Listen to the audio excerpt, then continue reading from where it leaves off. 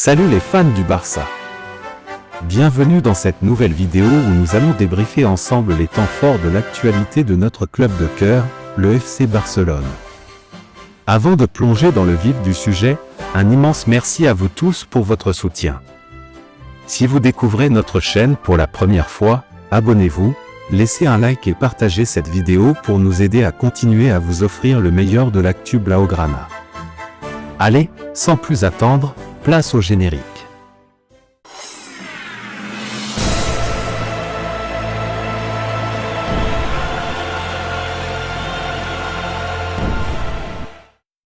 Le FC Barcelone a remporté un succès crucial contre le Rayo Vallecano, 1-0, ce 17 février 2025, lors de la 24e journée de la Liga. Grâce à un pénalty de Robert Lewandowski, les Catalans reprennent la tête du championnat, profitant des contre-performances du Real Madrid et de l'Atlético de Madrid. Ce fut un match dominé mais serré. Dès le coup d'envoi au stade olympique Louis Compagnie, le Barça a imposé son rythme, monopolisant le ballon face à une équipe du Rayo bien regroupée en défense. Rafinha a été l'un des joueurs les plus actifs en début de match, multipliant les incursions sur le côté droit. La première grosse occasion est survenue à la 15e minute avec une frappe lointaine de Pedri, détournée en corner par le gardien Stol Dimitrievski.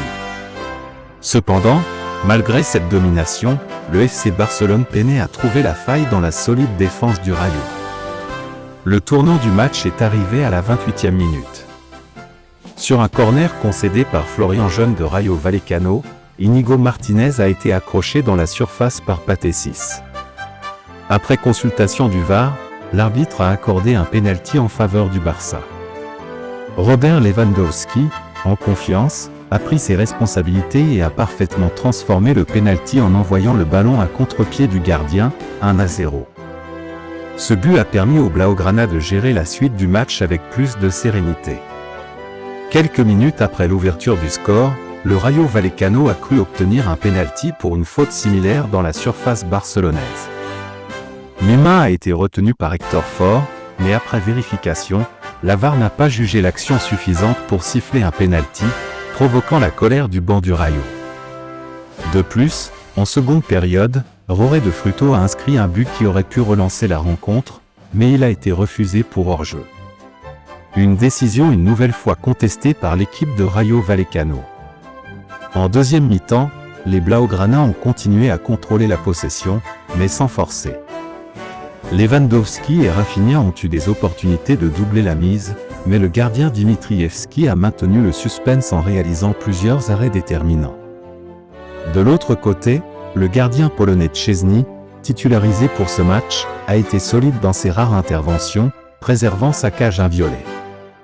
Grâce à cette victoire, le FC Barcelone profite des résultats de ses rivaux pour reprendre la première place du championnat, une position qu'il n'avait plus occupée depuis 3 mois.